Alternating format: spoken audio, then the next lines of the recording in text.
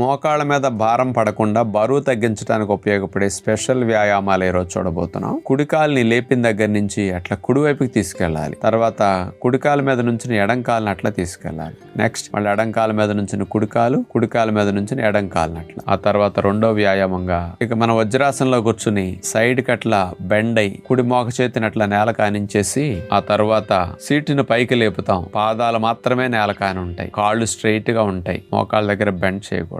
ఎడమ చేతిని పైకి లేపేసి అట్లా తల మీద నుంచి చాపేసి అట్లా సైడ్ బాగా బెండ్ చేయాలి. ఇక మూడో వ్యాయామంగా తొడల దగ్గరికి రెండు పాదాలు వచ్చేటట్టు అట్లా లాగుతాం. కాళ్ళ మధ్యలో కొద్దిగా దూరం ఉండేటట్టు అట్లా పెట్టుకుని చేతులు పాదాలు నేల కానిచ్చేసి సీటుని పైకి లిఫ్ట్ చేసి ఆ తర్వాత కుడి చేత్తో ఎడమ పాదం పైకి లేపి ఎడమ పాదాన్ని తాకాలి. ఆ తర్వాత ఎడమ చేతిని పైకి లేపి కుడి పాదాన్ని పైకి లేపి అట్లా తాకాలి. రెండు ఒకేసారి సైమల్టేనియస్ గా కాల్ని చేతిని మనం అట్లా పైకి లిఫ్ట్ చేసి టచ్ చేయాలన్నమాట.